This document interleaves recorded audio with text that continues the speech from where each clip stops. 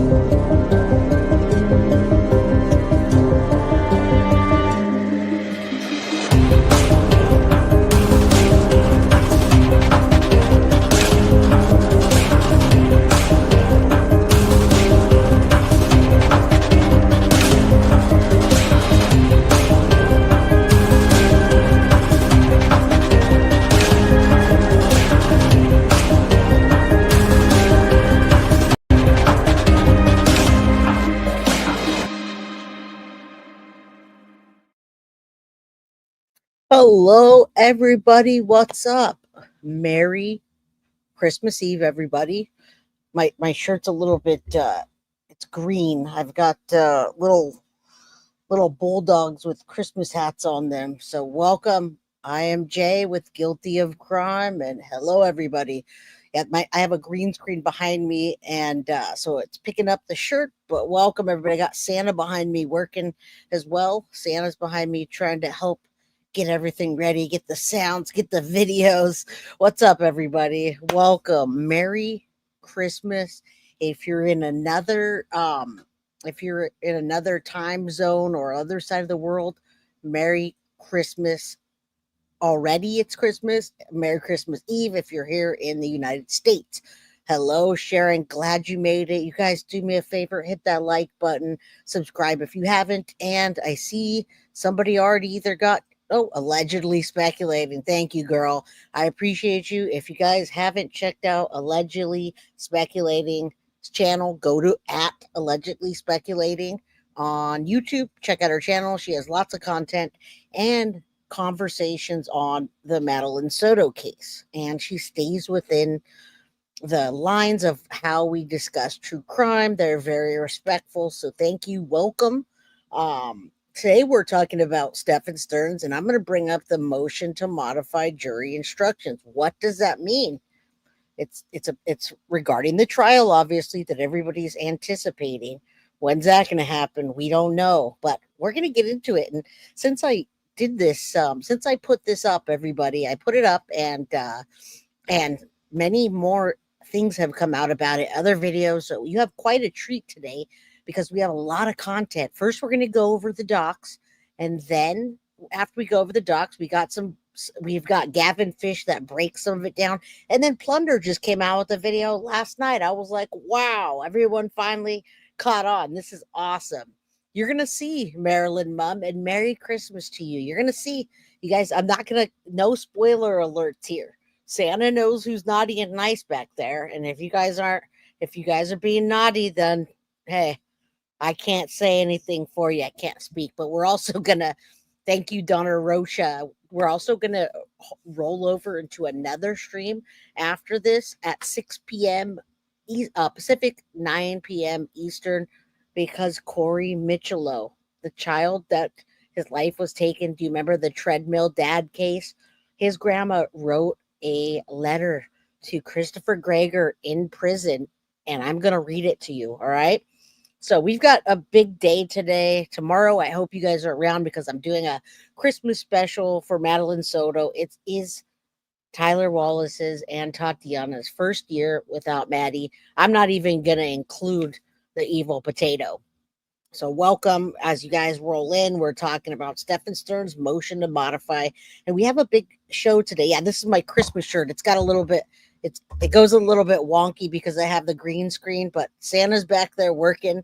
He's got his headphones on like I do. He's helping me adjust the screen while we're going, and I'm going to be gifting some memberships today. I got another pickle, an invisible pickle. Look at this Mr. Pickle here. He's got a mustache and glasses. He's a big pickle. He's a naughty pickle. So I got Mr. Pickle. I've got the skunk now. I've got the yodeling. I got all kinds of stuff. The yodeling pickle. I've got the avocado. You guys are awesome. You guys are just showering me with love. So thank you. Welcome, Microwave Cheese. Haven't seen you in a while. Bogart, good to see you. Sadie's mama, hashtag I took my meds. I hope you did because we've got a while to be here. AKA naughty appendage.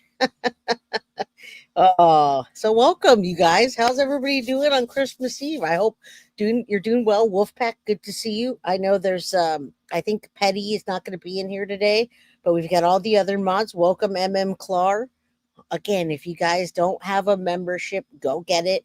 We're going to be in the spirit of gifting membership, so make sure that your notifications are on. Now, let's get into this. I'm going to show you real quickly what happens here on Guilty of Crime when we go over documents. I try to post the documents onto the Patreon page. Now, this is my Guilty of Crime Patreon page. You can see me up there. Guilty of Crime Patreon and some good, Petty's here. I thought you weren't going to be here. Ho ho ho, I'm here, you say. Are you calling me a ho ho ho because I missed you? Okay, so rapping and listening, that's awesome. I'm glad you guys are. Yeah, Petty's in the house. I got my Christmas PJs on and we're rocking. So let me show you the Patreon page and then I'll show you. I put documents on there so you guys can follow along. So you can get a membership. There's $1 membership, a $2 membership, but these documents aren't on a paywall. They're free because that's how we get them. We pull when they're free, we pull them off, and it's just kind of randomly that we that whether we pull them, whether I put them up behind a paywall, it depends on the content. So don't shoot me for the things I do or crucify me. Just email me if you have a question about something instead of a nasty comment. All right, so someone messaged me a nasty comment about something I put behind the paywall, and I'm like, just email me. I'd be happy to give it to you. All right, so Stephan Sterns motion to file a change in jury instructions during trial. Now, there's the Florida document. Now, Bree, if you could tell me, this Florida document says 49-224 CF 001293-A-OS. Now, do you know which instructions that case is for? I'm sure I can look it up, but anyway, when you click on the Patreon page, this is what you get. You get the desktop comes up and you can save this document as a PDF. So I just did that on my Patreon page. All right. And thank you so much, Microwave Cheese. The skunk, that is Stinky Stephan Sterns. So yeah, Stinky Sterns, SS. And it's not the skunk that's Stephan Sterns. It's what comes out of the skunk's butt that's Stephan Sterns. All right. So let me hand that over. My daughter was touching my green screen, so it messed up my page. And Merry Christmas from her as well. She says, thank you so much for the $10 super chat. I appreciate you. It all helps. I promise you next year, I'm going to be on my insurance company like a bulldog is on a bone, okay? All right, so you can go over to Patreon, grab the documents, and go over it with me if you want at any time when we do things like this. Welcome, Vaney. Merry Christmas, Hope Pool, Azarbella. Yes, Sadie's mom. It looks like did you win a membership or something? I haven't gifted any yet, but Sadie's mama says congratulations. All right, so I'm going to pull that down. I just wanted you to know my Patreon page is getting ready to ramp up really hard. There's a lot of users on there already. Yeah, skunk ass, sweetie. There's people on there chatting, downloading documents where I put things that I can't put on I can't put on to YouTube because I get a strike. Skunks smell pleasant compared to Sterns. There you go, Tom Haneker. We did the best we could, with our little trigger warning dolls. Dulcie, member for 6 months. Thank you so very much. And good to see you, Kraken Studio, the real booty. Haven't seen you in a while. Good to see you. You already have a membership. I was going to say maybe you'll get a membership today. I know Foxy's gifting those memberships. So we're talking about motion to modify jury instructions. And I just had to tell you for Patreon. Yeah, you can't wait for Patreon. Patreon, if you only have $1, you'll get access to whatever for $1. So it's not like the $2.99 on my page. and then $2 if you really want to help support the channel. All right, so I do appreciate that. Merry Christmas, Jackie and Christy. Good to see you. Merry Christmas. Thank you for being here and supporting the channel. All I couldn't exist without you guys, so thank you. And look at the Christmas spirits already coming in. Dulcie, thank you. Thank you, thank you, thank you. You're gonna get your guilty of crime Christmas ornament real soon, I hope. She just gifted 5 guilty of crime memberships. She was one of the people that won in the drawings. So thank you. I appreciate it. What's up, Synth? I love that you're everyone loves Synth. So thank you for saying hello. I see messages all the time saying, "Oh, what's up with Synth? She's cool." So there you go. Merry Christmas. All right, so you guys on board, you know what we're doing today. We're going to figure out what this motion is.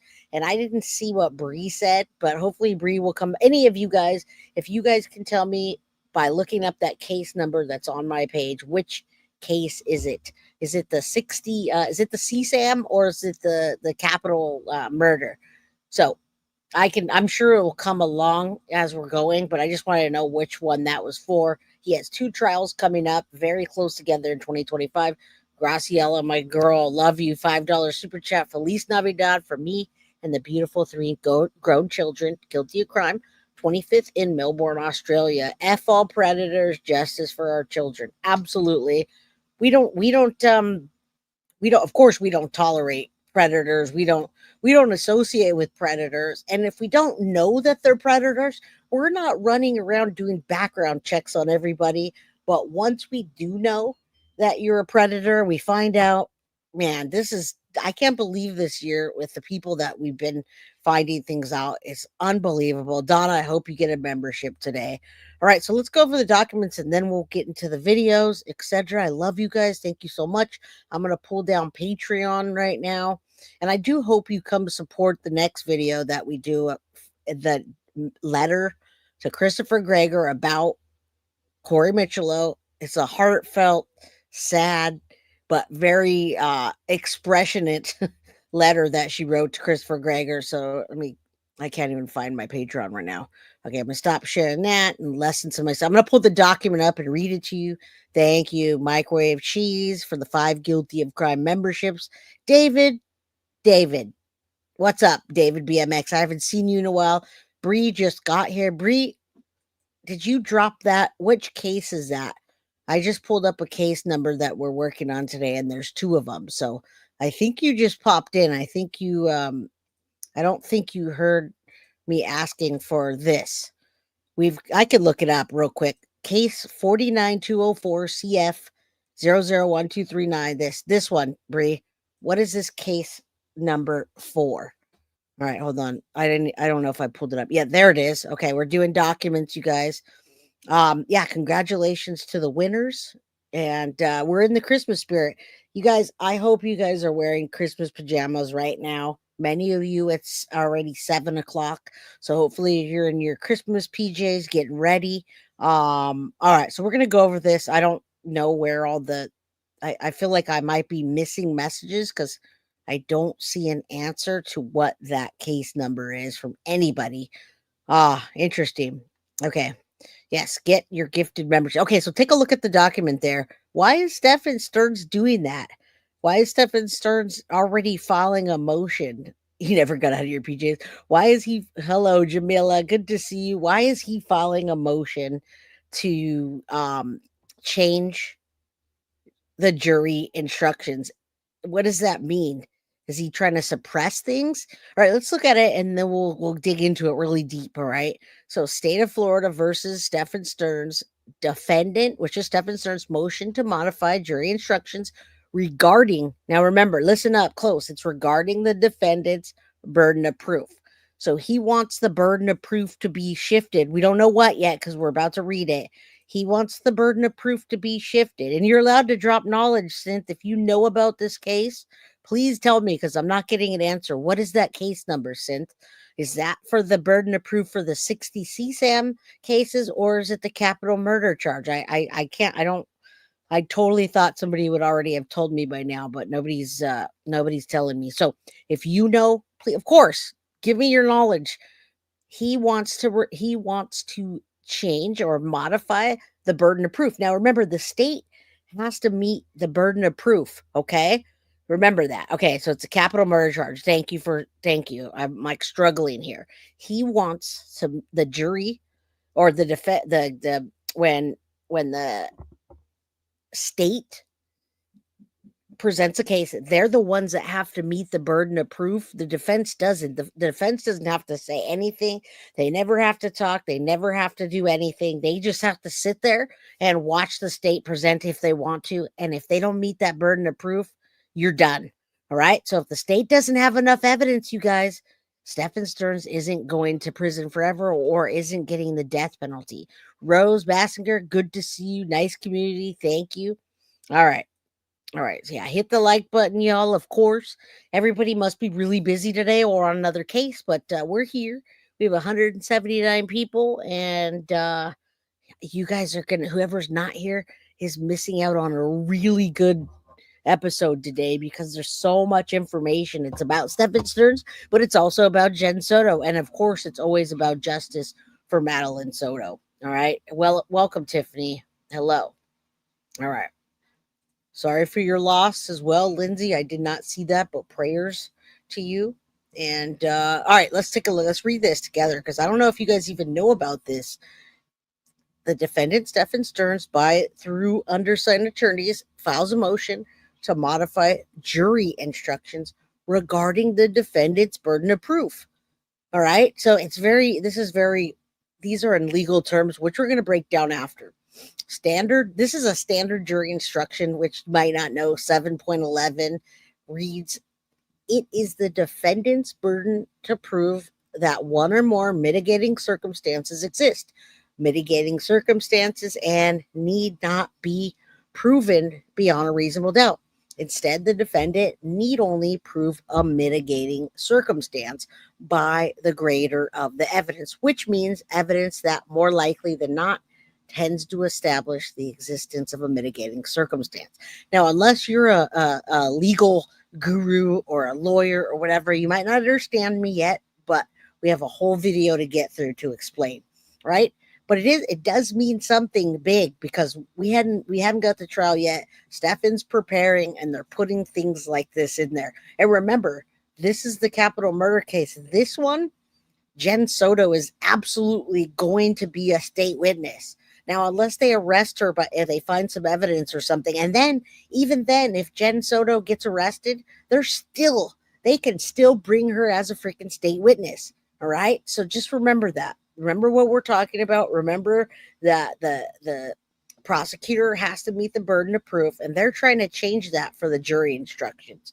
All right. So it says, you must consider it proven and given that the evidence such ways as you determine it should receive, you need to reach a unanimous decision. So 12 juries, 12 guilties. All right. Which is always. So you got to prove the existence of a mitigating circumstances. Any juror persuaded as the existence of a mitigating circumstance must consider it in the case. All right. If you guys don't know, you're probably like, what are you talking about? What's happening here? I can't see chat because I'm reading. Okay. So if anyone has an idea what you think this means, or you already know because you read the document, feel free to chat about it. Rosie, what's going on? How you doing? All right.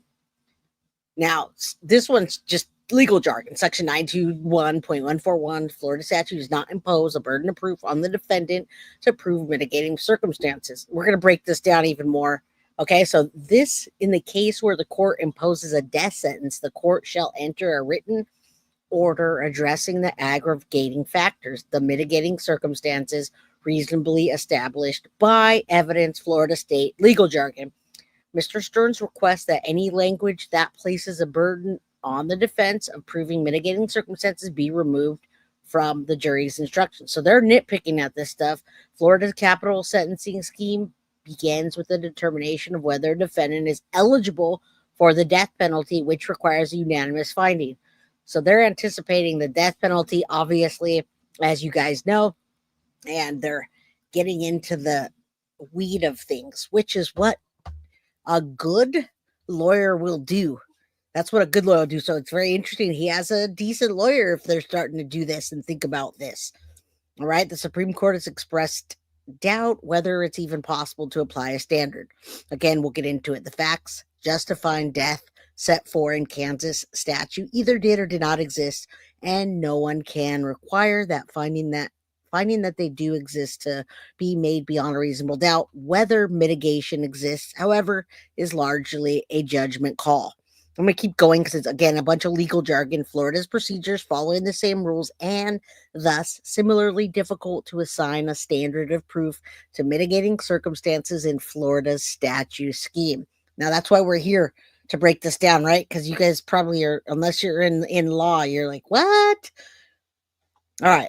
Like, the standard instructions do not follow the law as set in section 921. I don't know what 921, but Florida statutes, therefore incorrect statement of law. Number 8, standard jury instruction 7.11 regarding the burden of proof for mitigating factors denies Mr. Sterns a fair trial and due process under the Florida Constitution and 6th, 8th, and 14th Amendment. All right, that's it. He respectfully requests the Honorable Court to order removing from jury instructions any languages that places on the defense the burden of proving mitigating circumstances. Elizabeth Borden and then Robert Wesley is his public defender, and then signed by Elizabeth Borden, BCS. All right. That's it. It's just a bunch of signatures, legal jargon. And I've put this into, I've already put this in for you guys on the Patreon. So if you happen to have that, you can certainly pull that up. Now we're going to, I don't know where it is. Let me find this next one. All right. I don't know if you guys saw, actually, you know what I'll do? I'll pull this one up first. So, and this is a good one. Is Stephan, do you guys think Stephan's going to flip on Jen Soto? I do. We're going to talk about all this today because we're talking about the trial and why they're doing this. All right. So I absolutely do. All right. So we're going to start with this and then we'll get into the fun stuff. Actually, I'm trying to juggle these. And what do you know? My my internet is slow again. You gotta love those companies like Comcast that charges you a whole bunch of money for the fastest internet, yet it's not that fast. All right, so thank you guys for being here as you roll in. 219 people in chat. Welcome, allegedly speculating. Thank you for getting a membership. Microwave Cheese says, I'm confused. Does Stephan Sterns want all the blaring evidence squashed? I'm glad you guys are asking questions because we're about to get into that. He may flip, but he has a proven record of lying chronically. And so does Jen, Tom Haneker. Jen is a big fat liar. So because Jen's a big fat liar, so is Stephan Sterns. They're both two liars. And what happens when you get two liars? They're both pointing the finger at each other. All right. So that's what happens when you get two people that lie like that. All right, let me pull this up. This one came out after I made this thumbnail. So I'm going to start with this one because I like how it's broken down on both sides. Oh, this is driving me nuts, you guys. Come on. I'm trying to pull it up and it's as slow as molasses. Come on. Stephan Sterns, 12/18/24, motion to state attorney releasing records. Why? It's still downloading and it's just driving me nuts. Come on. You guys, I just had it and it just dropped right off. All right, be patient. I'm telling this to myself while you guys chat. I see what you guys are chatting about and thinking, and my computer's thinking because it's spinning around. Welcome everybody. I absolutely think they're gonna turn on Jen, and Jen, we've seen her turn on Stephan. We've been watching those interviews over and over. Alrighty, it is time to talk about these latest documents, or at least. Driving me nuts. All right, and I have those pictures of one document and a response that the docket on Oh, come on. Don't do this to me. YouTube received from the state attorney. This is the case of Stephan Sterns. Stephan Sterns is a trip. We're talking about his recently filed motion on December 18th, 2024, and the reasons why he might have had his lawyer file this motion. And let's talk about the response from the state attorney in Florida to the docket about where they are in the process of releasing more information to us. So first of all, I'm thinking Stephan Sterns is a piece of work. That's what I'm saying to myself when I was reading this defendant's motion to modify jury instructions regarding the defendant's burden of proof. So it was filed this past week, and I've been reading it, going over it, trying to interpret it. I want to talk about it just in layman's terms. Let's see what we can figure out through all this legalese. Okay, so we are going to break this down in layman's terms, but we're also going to do it with legal jargon. That's what the video says on my thumbnail, motions to modify jury instructions, and what it means. Hold on. Wow, Grizzly True Crime just started playing in the background. I guess she wanted to be on here too. So we actually are going to do a collab with Gavin Fish here. My internet's going slow, so I'm trying to pull up a video for you guys. I know what the jury instructions exactly mean, but I'm trying to figure out, not only break down what Stephan Sterns may be trying to do, but also talk about it. All right. So I understand that. If you guys want a good watch over the holiday, watch, it's called Juror Number 2 on, I think it's on Max, and it goes behind the scenes of a juror. And it talks about all those little things that happen. So yeah, Gavin rocks. He did a fantastic job. And Gavin and I kind of go back and forth. Now there's 227 people in chat. It was 222. So prayer for Maddie. Welcome everybody. I'm trying to gift memberships and do everything at once, but my internet's going slow. Thank you, Foxy Amazon, for the 420 Guilty of Crime membership, which I know is a reminder for you. All right. So yeah, we know what the mitigating circumstances, the factors that can reduce the severity of the crime or the punishment. They can be both civil and this is all just legal jargon. We're going to get into more layman's terms, and then we'll go back and forth.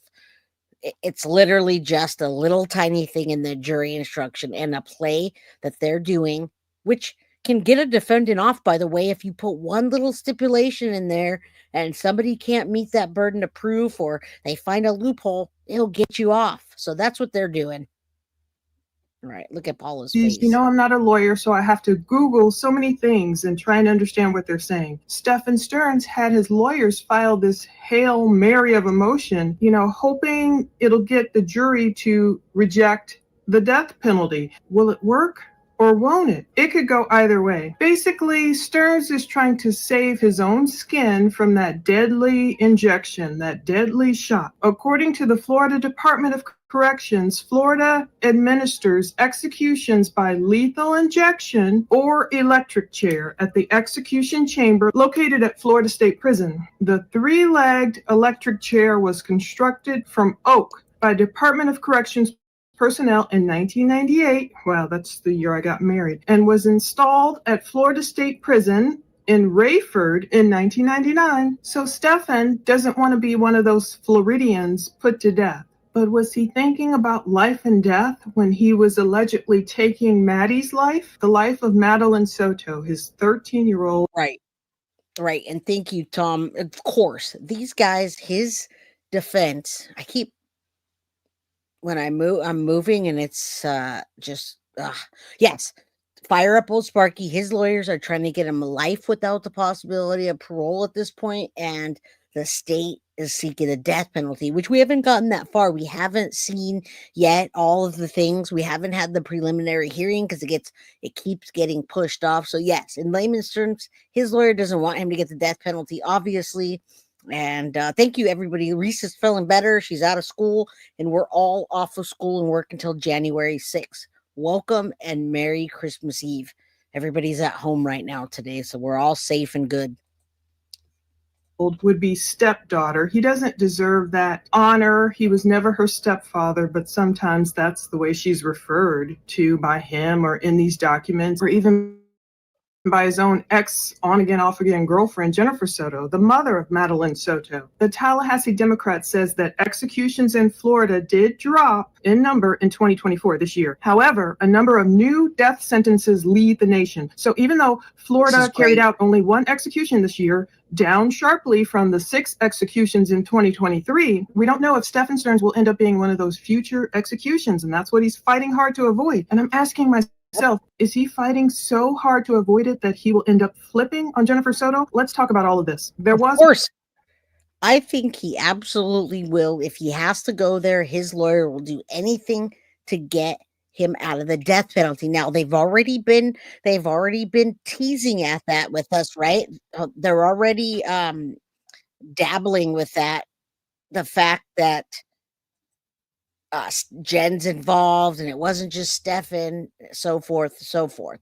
So they're dabbling at that, and now they're coming out and saying what they want, and they'll go with any means. If they have to use Jen Soto as a mean to say he didn't do it by himself or he covered it up or whatever, I'm sure he's going to do that. And when I say him, he's not going to talk, you guys. He's a weak coward. He's Stinky Sterns is not even a man, in my opinion. He's a predator, but he's low and he's scum. He's the scum of the earth. So he'll do whatever it takes. And Jen is right in the same ballpark. So though it's going to be she said, she's definitely going to be a state witness. Now I'm thinking they're going to make her a state witness, everybody. And then after they make her a state witness, they're going to do what they did with Wendy Adelson, which they haven't done it yet, but they're going to let her testify, and then they're going to charge her if they can. Just think about the Adelsons, okay? Just remember, anything Adelson, they've taken years to prosecute, but they're all flipping on each other, you guys. Welcome, Melody Broadwell. I'm going to gift some memberships right now. No day one hoodies. Sadie's mom, I don't know what you're talking about there. I need to know what size you are for the day one hoodie. Send me an email. I keep freezing up on my end and it's bothering me. All right, let's play this and I'll drop some memberships. One person who died by lethal injection in August this year at Florida State Prison. Now, it took him 30 years to be executed, so people can spend many, many decades on death row. 30 years after his crime, a man named Loran Cole, he was executed at Florida State Prison for the 1994 murder of John Edwards. John Edwards was an 18-year-old Florida State student. You know, that's where Ted Bundy carried out a lot of his crimes. Florida State University, that's in Tallahassee, Florida. I know the school well because I graduated from Florida A&M University, and parts of our campuses almost even touched. That's how close Florida State University and Florida A&M University are. But this guy, Cole, this Cole guy who just got executed, took him 30 years. But since he took the life of an 18-year-old Florida State University student, I'm thinking Sterns is probably looking at this stuff like, uh-oh, Florida just executed this guy for killing a young person. You know, what's in it for me? I better put in as many Hail Mary motions as I can to avoid the same fate. So this is what Sterns' attorneys wrote in sort of clunky language. Maybe they're busy rushing. Quote, "It is." I like how she says clunky language. They're just using legal jargon in this. It doesn't say much at all. But what it's saying is they don't want him to get the death penalty, and they want to make sure that they cross their T's and dot their I's. Why do they wait so long? They wait so long because they don't have all the evidence, and they're just trying to get everything they can. All right. I think if you want to get the death penalty, go to Florida and commit a crime like Stephan Sterns did, and you'll get a pass to fast forward to get the death penalty. Now, Sharon Belko, I just received your Venmo. Thank you so very much. I'm trying to gift memberships right now, and it's spinning and spinning and spinning, but it looks like it just gifted the membership. So let's keep going on this. All right. Is the defendant's burden to prove that one or more mitigating circumstances exist. Mitigating circumstances and need not be proven beyond a reasonable doubt. I think they meant to leave that "and" out of there. I think they meant to say mitigating circumstances need not be proven beyond a reasonable doubt. And that means when considering factors that might lessen the severity of a crime, those are mitigating circumstances, the defendant does not have to prove these factors with an absolute certainty. A lower standard of proof is acceptable. Now, many creators were talking about this. The first time I saw it was the docket. He caught it first on the actual docket. Over there on the Osceola Clerk Court website, the YouTuber named the docket, downloaded it, went over this document. Many other creators, I'm watching such great creators. I love watching, again, Gavin Fish, True Crime with Strategic Eyes, so many others, so many people. It would just be endless if I started naming everyone. But everyone's sort of pontificating about what this could mean. Now, I'm not going to repeat like, yes, we are. And that's why I want this perspective and Gavin's perspective, because I think we're all on the same page. I originally found this on the docket. I never share his stuff because I don't think he's into that, unless you're Plunder or Gray Hughes, right? So, but Gavin and I have this good rapport, and Plunder, as long as you give her a shout out, she's fine. So, and of course I love her content. I hope you guys want a membership if you really wanted one. And yeah, you guys are talking about the butt stuff. If you want to go get a death penalty, do that, and then go ahead and turn yourself in.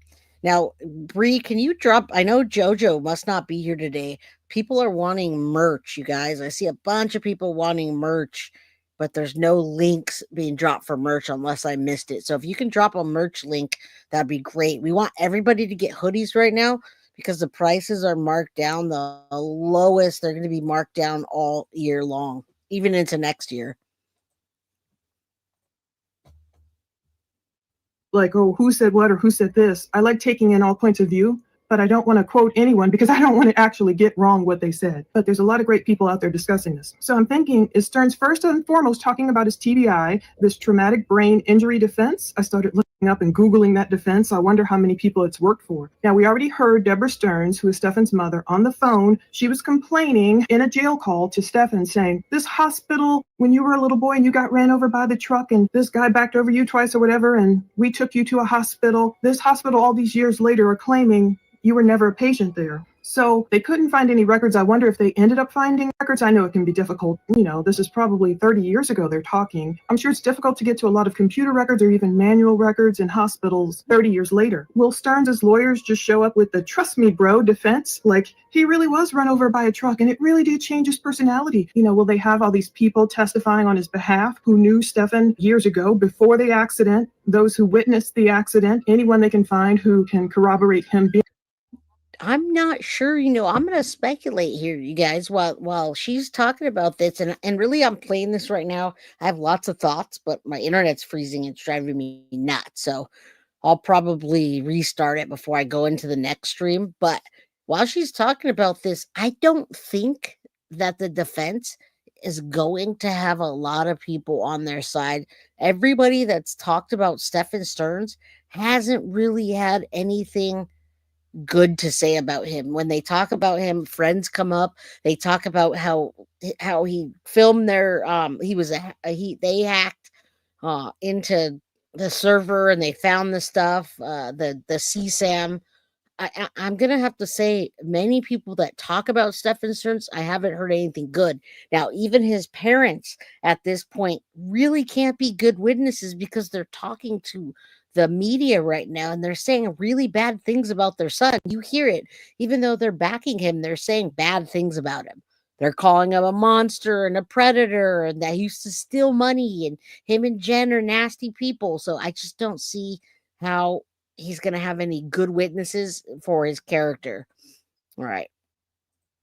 Being in a hospital and then testify to the fact that he acted differently after the accident. That's interesting. Now, thanks to one of our favorite Reddit moderators, I love that Impossible Spray person over there on Reddit, we learned from Florida statutes that these are the actual mitigating circumstances. When it's like, what are they talking about? Well, there's a list of them. Right. So mitigating circumstances under which a departure from the lowest permissible sentence is reasonably justified include, but are not limited to, these factors. So I'm thinking, which for the most part, most of these listed won't apply to Sterns, but I can see a couple, two, maybe three, that his lawyers may attempt to say, okay, We need to lessen the burden of proof for this. A, the first one, the departure results Good. from a legitimate, uncoerced plea bargain. Now, as far as I know, as of today is Monday, December 23rd, Stearns has entered a not guilty plea as of this writing. he It has. was seen in his written plea of not guilty and waiver agreement, filed on April 26, 2024. I haven't heard anything different about any type of plea deal or plea agreement. To me, letter A doesn't apply as of this filming. B,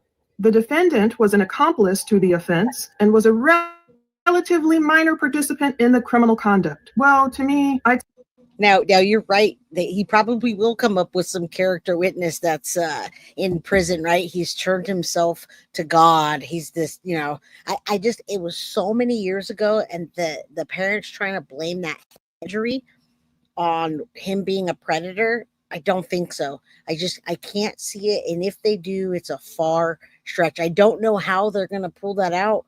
I know they're going to do something, but that's why they're filing motions like this right now, because they're trying to cover themselves so that they can get the lowest that they can go in, and a jury has many options that are not just the death penalty.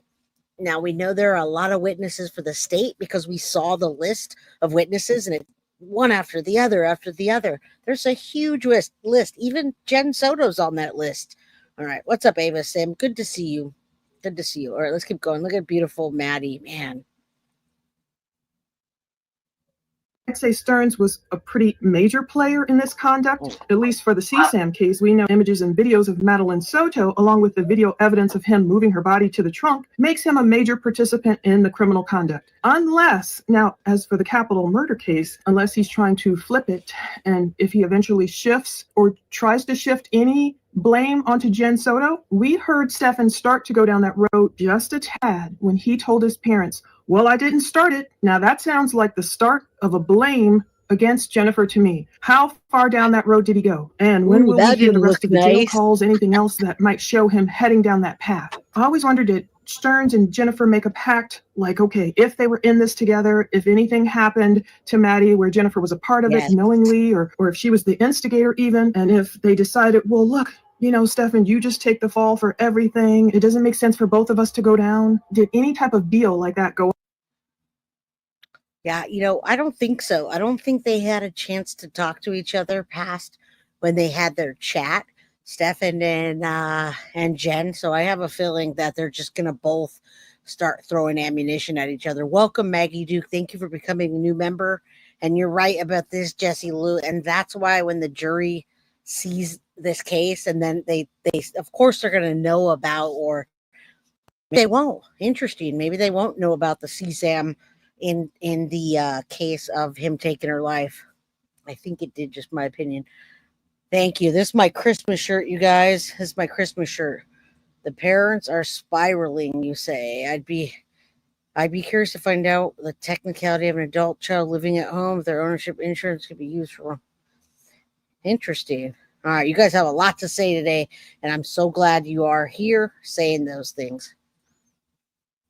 Look at how cute she is. And will Stephan let this time and his fear of the death penalty change his mind to tell a little bit more of the truth? We'll see. Letter C, the capacity of the defendant to appreciate the criminal nature of the conduct or to conform that conduct to the requirements of law was substantially impaired. Ding, ding, ding. I think this is the one he's going to go for. This and the next one are probably the main ones Stearns will claim. His TBI, his mental state, his ADHD, his everything will make him unable to know just how wrong his conduct was. I'm thinking that'll be some kind of defense. Letter D, the defendant requires specialized treatment for a mental disorder that is unrelated to substance abuse or addiction or for a physical disability, and the defendant is amenable to treatment. Here we go. This is the one I think Stearns will probably really fall on. This mitigating circumstance. This is why he shouldn't be exposed to the death penalty. This is why he doesn't deserve for his life to be taken by the state. I can hear almost his attorney saying this right now. This will be his claim. He will claim his TBI and his medications and his anxiety, ADHD, all those other ailments were his real problem. He has a mental disorder as a result of the TBI, and it caused all these other fallout. I think that's the only thing that he has. That's the only chance that he has, is that TBI, which I think it's a far stretch, you guys. I really do. I've seen cases like this way too many times.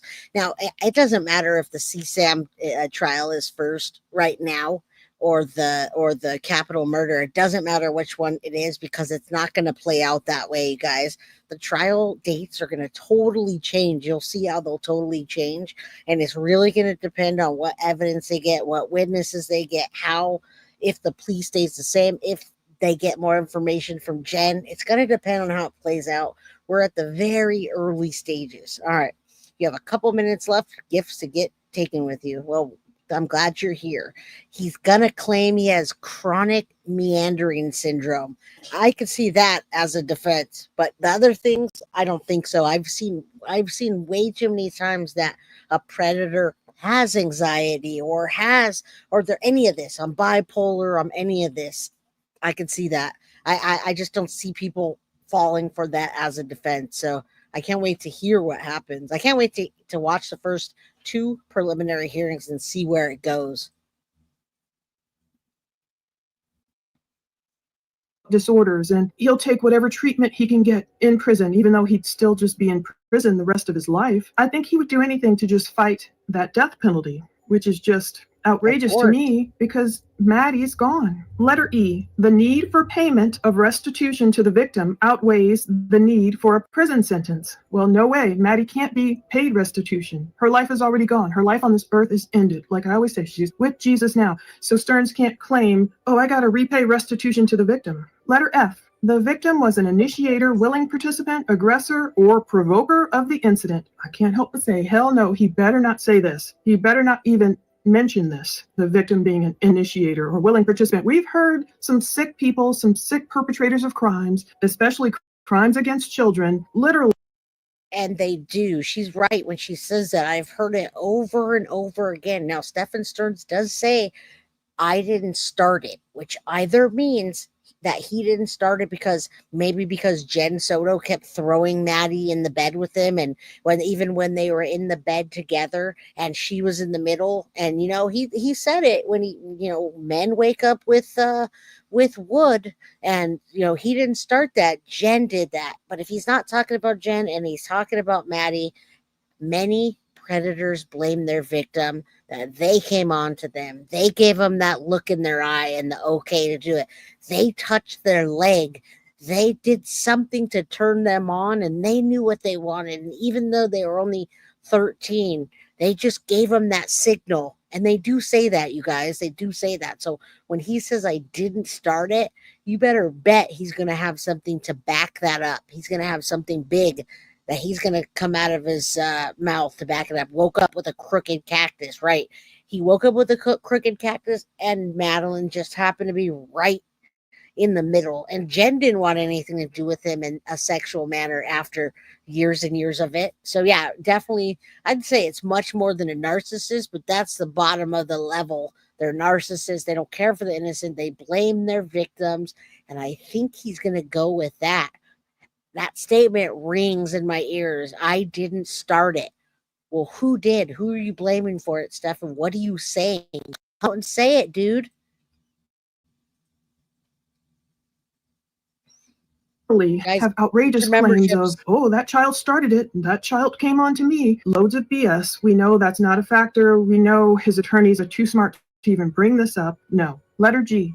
The defendant acted under extreme duress or under the domination of another person. This is where I really started thinking, ding, ding, ding. If Sterns starts claiming that Jennifer was the one who started it all, will he go even further and say he was just under her power? So we only got that snippet. Well, I didn't start it. That's all Sterns would say to his parents in that brief call. And his dad called him on it. Well, you may not have started it, but you participated in it. And we didn't get much more as to what he was talking about. Was he definitely saying Jennifer started this whole thing? This misuse of Maddie? Or what? Or did she start the taking of Maddie's life? What exactly was he talking about? Who was he talking about? What was he talking about? Which specific incident? Who didn't start what? So this is where I'm thinking he might be leaning towards this as well. Not only the TBI, because you can claim, I guess, many mitigating circumstances, not saying it'll work, not saying.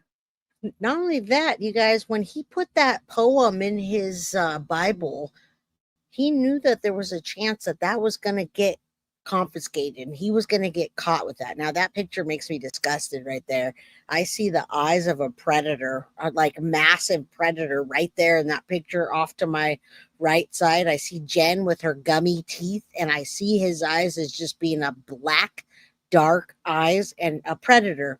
Right there was the peak of what he was doing, abusing Madeline Soto, and that look in his eyes is, it's really scary.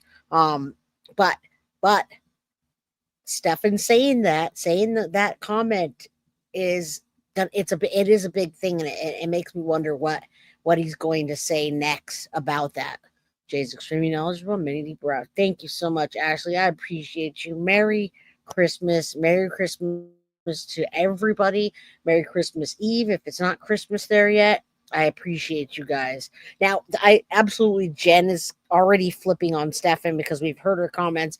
Stefan did that note with a purpose. He wrote that, I love you, Maddie. I love you always. I'll miss you always. He cried in the interviews, and that will play a factor in his trial when he says, I know she was younger than I was, but I really felt like we had a love between each other.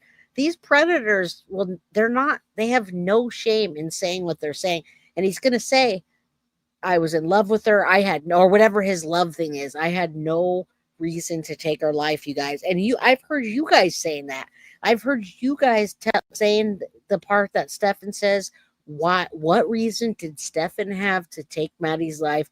He had complete and utter access to Maddie as much as he wanted. He had the complete setup. He had his car, he had Jen's car, he had Jen's money, his money, the CSAM money, he had a condo he can go to at all times, and he had access to Maddie at all times.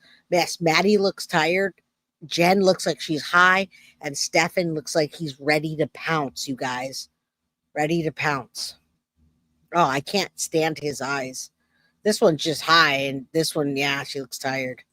I hate them to the core. They're true. I'm just giving a long think as to what Stephan Sterns' defense might be. He might say he acted under extreme duress or under Jennifer's domination. I mean, I don't think that would fly. Stranger things have happened, though. Look at the O.J. Simpson case. I always say, you never know how a jury's going to react. You could be sitting here, we could be in our homes talking this over on YouTube, just seeming, level-headed people examining a case, but really strange things have happened. Very strange things. In some cases, I don't even want to get into, we'll talk about it maybe at the end, that Brian Koberger video I just put up talking about only the facts that the Pullman police.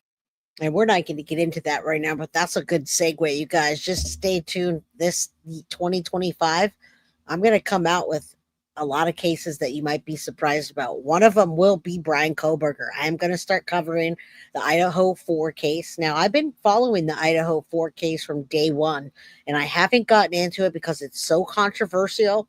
But guess what, guys? I'm ready for the controversy, and I'm ready to stand up for what I believe in and fight against those that don't believe in what I do. I'm still there to see justice through in this Brian Koberger case. I'm also going to start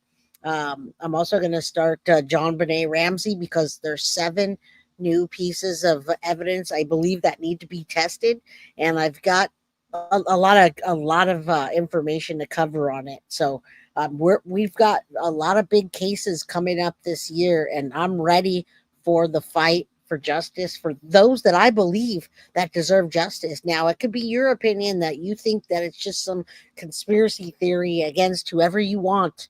But I'm going to tell you what I think, and I'm going to present the facts that I have. All right. So no conspiracy theories here, you guys. All right, let's keep going. Justice for Madeline Soto. Had him listed in official police documents as a person of interest. Well, some people just really fangirl out over Brian Koberger. They lose rationality. I don't know if some of these people are getting into the way a person looks. They think Brian Koberger is handsome. I haven't even mentioned the Luigi guy in New York. I don't even want to go there with his fangirls and the way they're acting.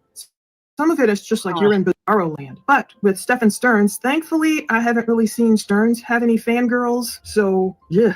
Anyway, I do believe he could claim he was under Jennifer's power. He was under her duress. He started to kind of go down that road. Well, I didn't start it. Sounds like he's blaming Jennifer. How far will he go? Will he flip totally on her? Letter H. Before the identity of the defendant was determined, the victim was substantially compensated. Nope, he can't claim that one. Letter I. The defendant cooperated with the state. I'm glad she's going over this stuff, and I'm glad those pictures are there because we've been seeing lots of pictures where Maddie's starting to get older, and those pictures probably came from it shows TikTok there. Look at her with her makeup on. She does look older. She does have some dark circles. She looks tired, but this reminds me from here, even going backwards to John Benet Ramsey, you guys. They were dressing this little girl up like a woman, and they were stuffing her breasts with something, maybe whatever it was they were stuffing this little 6-year-old shirt with, and making her look like a woman.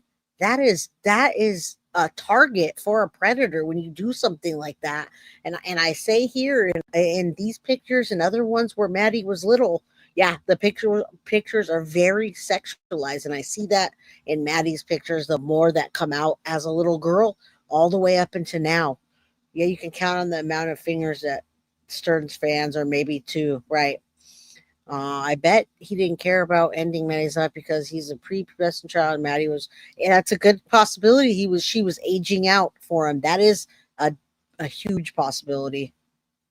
Hit the like button if you guys. To resolve the current offense or any other offense. No, there's no resolution from Stearns for Maddie's death. I don't see how he could claim that. Letter J. The offense was committed in an unsophisticated manner and was an isolated incident for which the defendant has shown remorse. He could try to attach this one in terms of Maddie's death, in terms of it being an isolated incident, but the CSAM definitely wasn't an isolated incident. Images and videos over all these years. No, that's not isolated. But in terms of the unaliving, the way Stephan Sterns' mom, Deborah Sterns, on her interview with her husband on Hidden True Crime, the way Deborah Sterns said something about Stephan just walked outside to blow off steam and he came back and like Maddie was gone. He said something like that. It's kind of hard to hear her. And we didn't get many details as to what she was talking about. He might try and say, okay, whatever happened was committed in an unsophisticated manner. It was an isolated incident in terms of the unaliving. I don't know if that would fly too. And okay, well, the problem with that is, and I thought that too, but her hyoid bone was broken. So that's not accidental. It was way too over the top for that to be.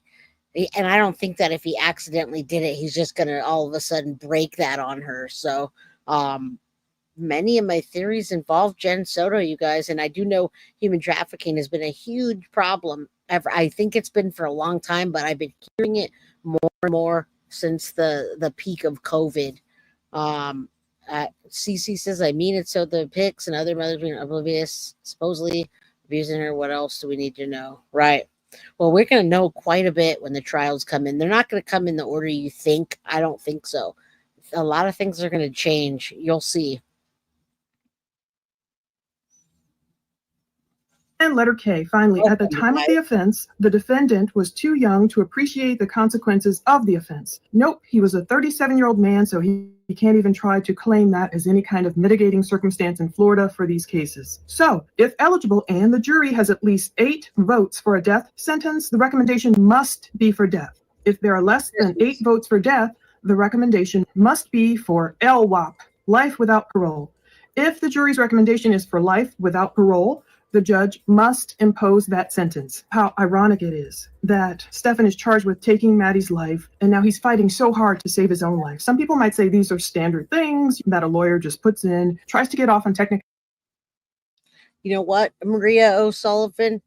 Florida is the #1 place that will give you the death penalty for what Stephan did. Now, he's got the death penalty 2 times coming at him. The capital murder is one, and the CSAM is another one. And they have so much evidence in that.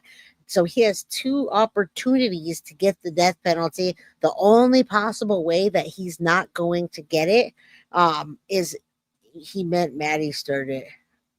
Yeah, that's what I was thinking, because predators always say that about their victims.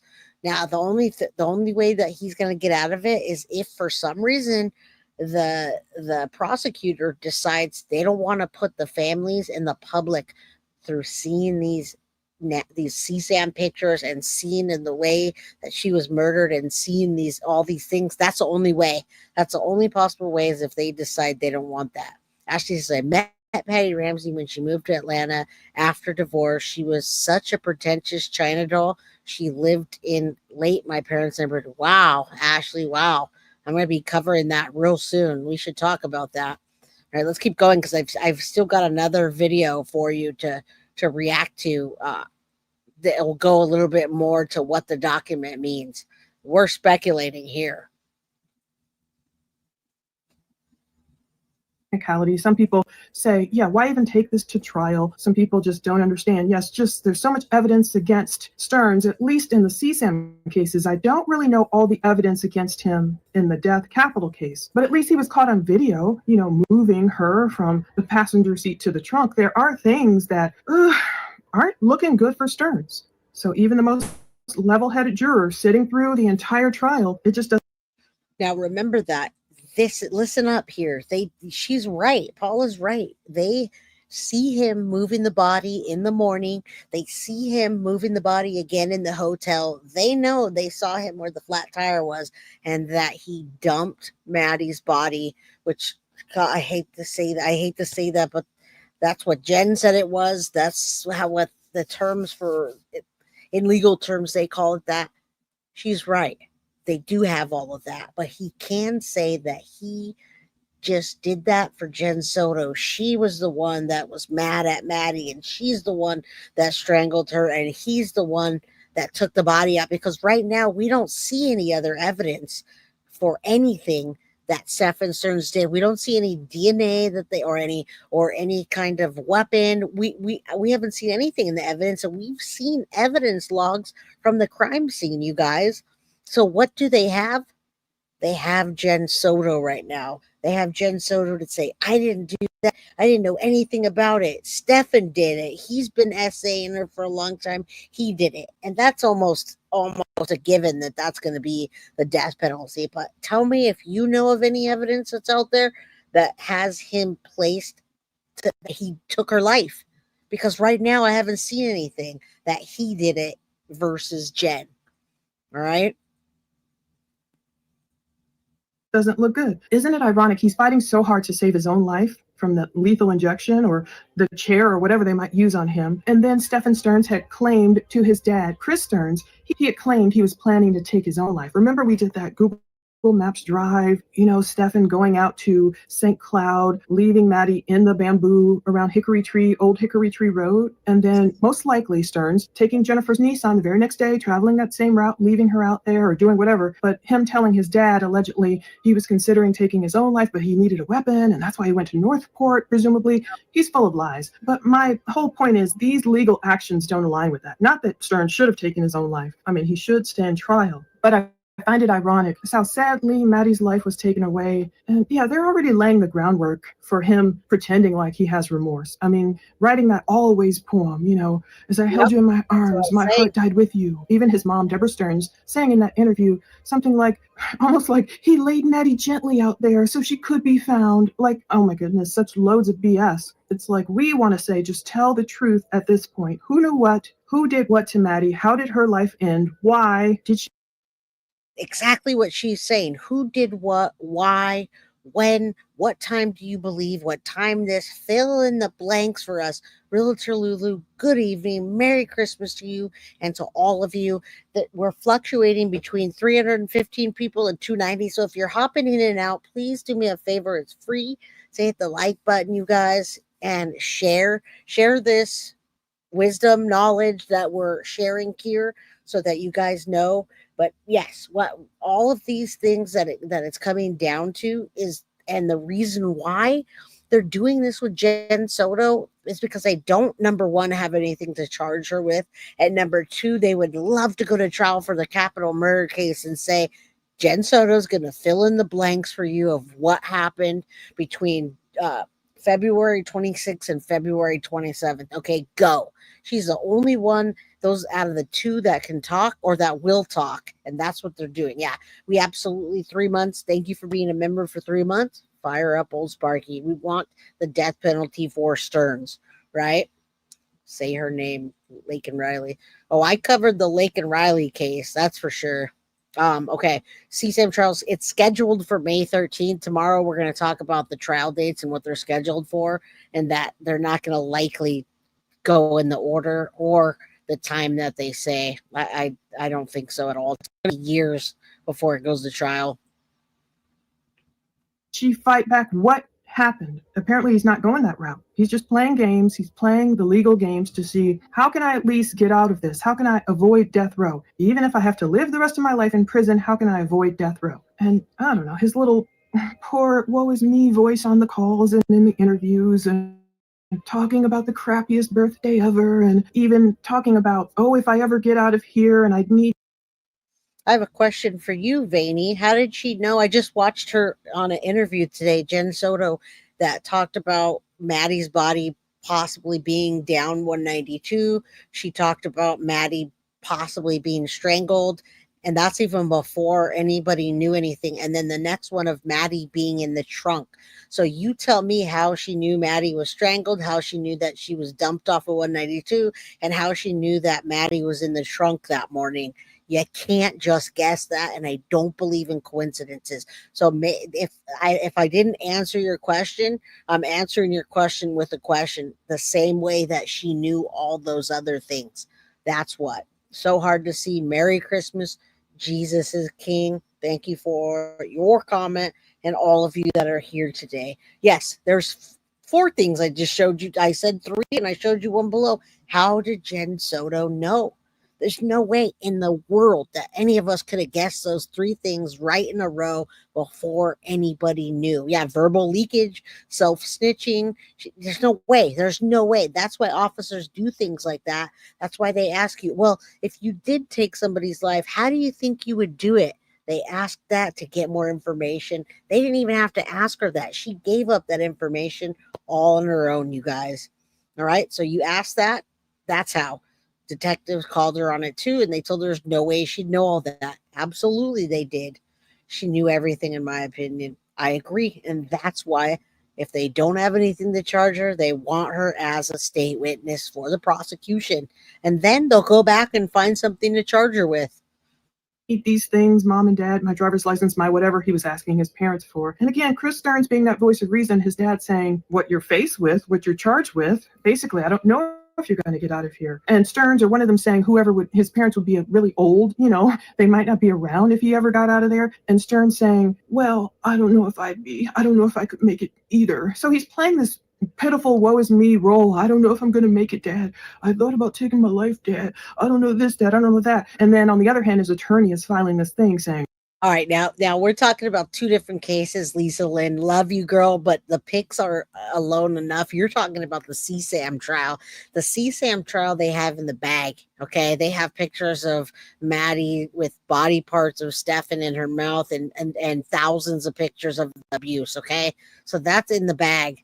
No, he's not going to last prison anyway, or maybe he will if they keep him in solitary confinement. But you know what? We still are talking about the capital murder here.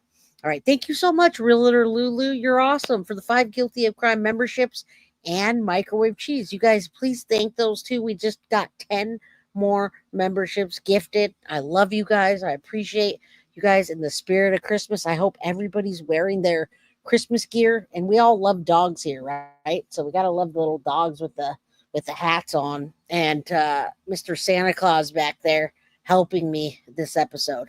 All right. Welcome to the new crew. Right. Thank you. Yes, absolutely.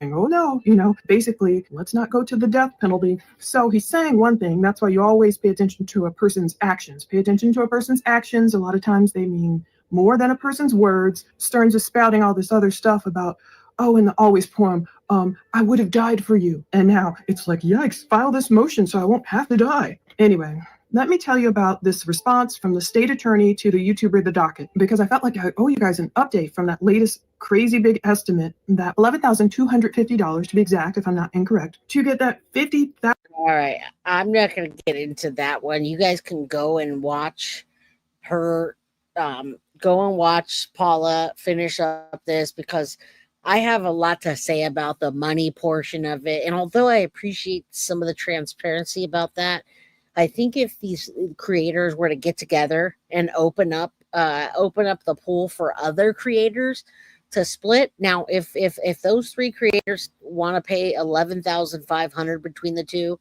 it's what, $3,750 a piece. I'm sure they'll make that back fairly easy. If you guys knew what YouTube was paying the folks that have hundreds of thousands of subscribers in ad revenue, then you would know. So I don't want to talk about the money right now. Justice for Maddie. We do FOIAs, and right now with the FOIAs we get, we're not paying for them, but we do pay the bigger creators for some of their documents, some of the content, but we don't pay that much. So we're going to continue talking about Stephan Sterns and what happened there with the instructions.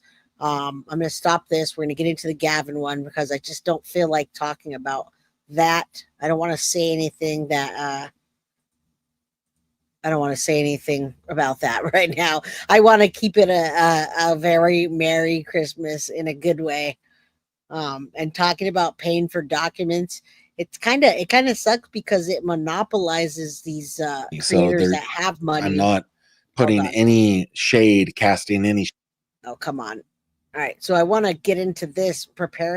Stephan's preparing for battle in the court, and we're going to talk about more of the legal things here in this document. Justice for Maddie, absolutely. Merry Christmas to all of you guys. I really hope you're having a wonderful Christmas Eve. I hope you guys are doing something amazing for Christmas. I hope some of you join tomorrow. I hope there's some people that come on at 1:00 tomorrow and just say a prayer for Maddie and her family that doesn't have her this year. Jay, there's an online database FOIA request, which others, yes, absolutely there is, Kraken. I know that. Thank you for saying that. Thank you. Now, the big creators pay that much because they can. If they couldn't afford to pay that much, they wouldn't. So that's how I see it. They have the ad revenue to pay that. Microwave Cheese, you're amazing. Thank you for the refund. I promise you guys this debauchery, whatever, is going to be over by next year sometime. I haven't gotten there just yet, but I've got a couple of contractors bidding on it. And somehow, some way, with your help, prayers, insurance, we're going to get it done. Thank you. Merry Christmas. Thank you.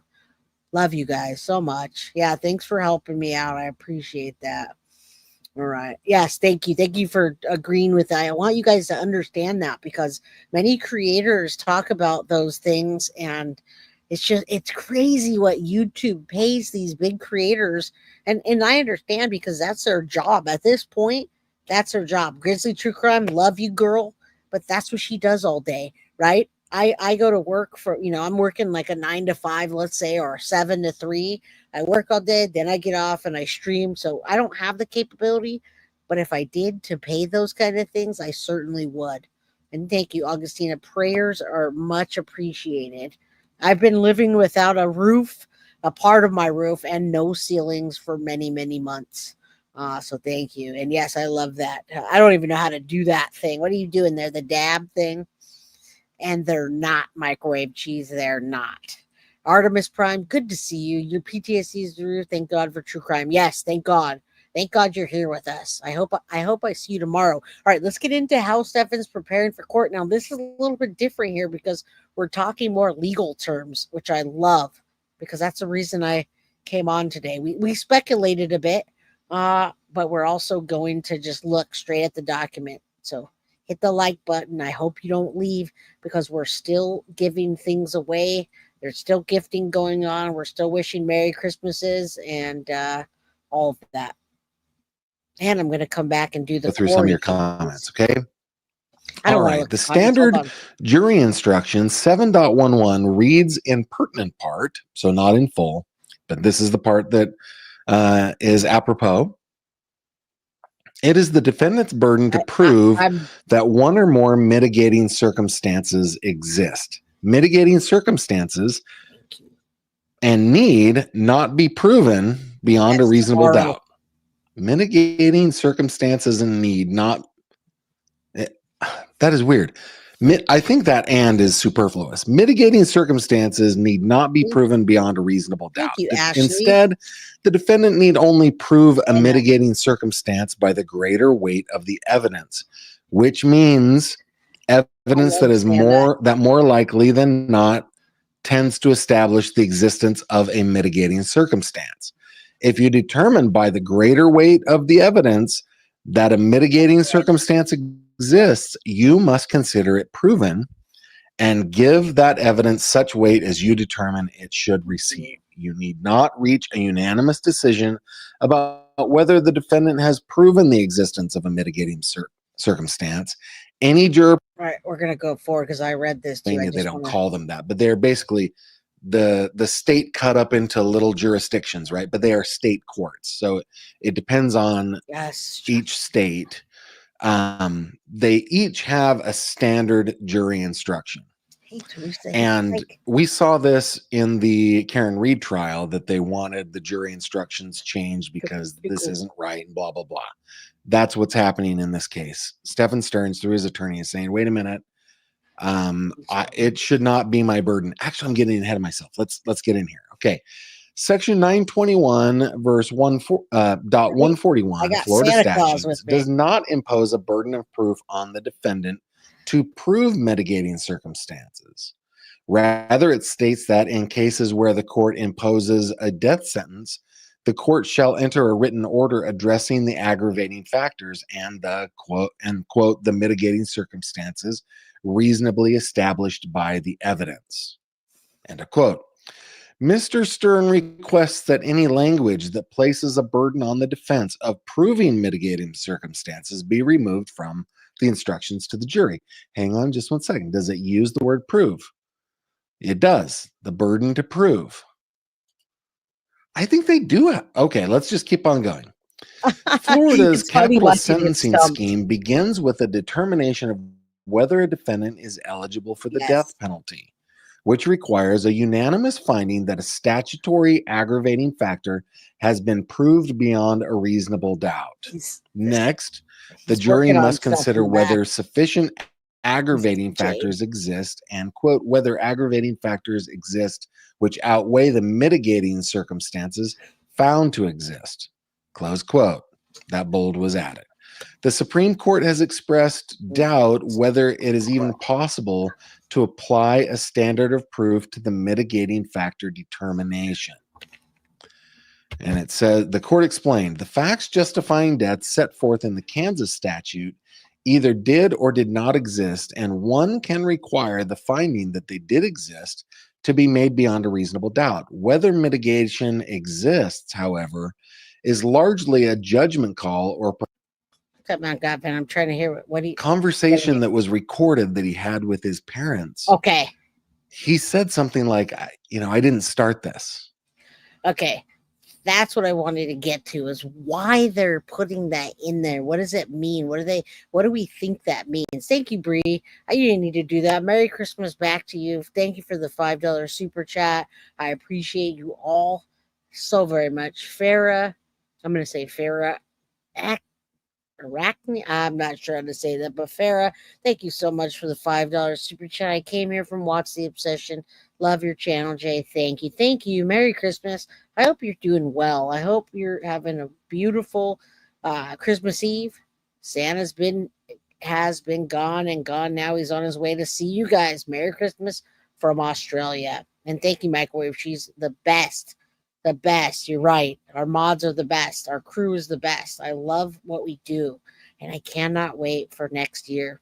We're going to have a lot more cases coming up. I know I'm behind on this because I'm doing laundry and watching, but I definitely watched JonBenet. Well, Tiffany, you got it. We're working behind the scenes on JonBenet Ramsey content right now. So JonBenet Ramsey's coming. Idaho 4 is coming. I've got a lot of things coming up that we're going to cover this next year. All right? You did not miss everything. We're talking about Stephan Sterns saying, I didn't do it.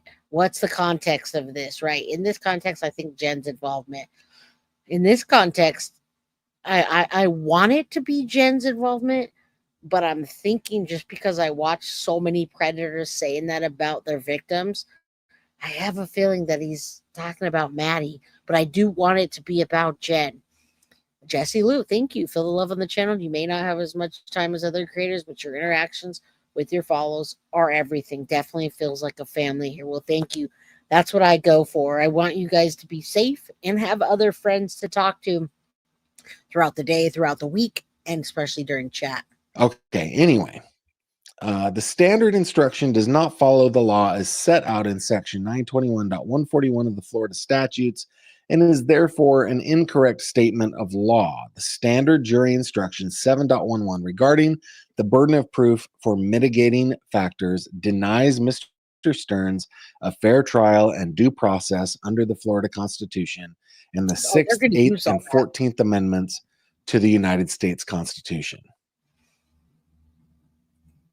All right, so here's the thing. They're going to use all of those pictures of him putting the backpack, throwing the laptop away, driving through the gate with Maddie unalived, which they can say at that point. They're probably going to say that she was passed away at that point. They're going to want to say that because if Stephan Sterns and his lawyer are as crafty as I think they might be, they are going to say that she was already unalived in the condo, and Stephan just took her out to get rid of her to help Jen Soto. So the crime occurred inside the condo. Stephan didn't want any of that. Why would he want Maddie to be gone is what he's going to say. He loved her. Look at the poem he wrote for her. But that still never going to meet a burden of proof to prove that he took her life. All it proves is that he took her after she was already dead and dumped her body. That's all we're seeing right now. All right. Yeah. Fantastic mods. We definitely do. They're more than mods, but they are mods. All right. 6th Amendment is right to counsel, right? Sixth Amendment. 6th Amendment protects the people, right to a speedy and public trial, right to know the charges, right to confront witnesses, right to legal representation. 8th Amendment is protection against cruel and unusual punishment, excessive bail, excessive fines. 14th Amendment is the 14th Amendment was ratified in 1868 and extended the rights and liberties in the Bill of Rights to formerly enslaved people. It granted citizenship, equal protection, and due process. Okay, gotcha. All right, so let's continue. Wherefore, Mr. Stearns respectfully requests this honorable court enter an order removing the jury instructions from the jury instructions any language that places on the defense the burden of proving mitigating circumstances.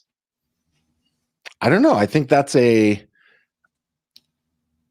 compelling argument. I'm curious to see what the prosecution will say to it, what their answer will be. I haven't seen it yet. But the deeper question for me are, what can be the mitigating circumstances that reduce the culpability or the blame or the responsibility for this young lady to have suffered for at least 5 years repeated, aggravated SA at the hands of Stephan Sterns. Right. So we have two cases we're talking about here.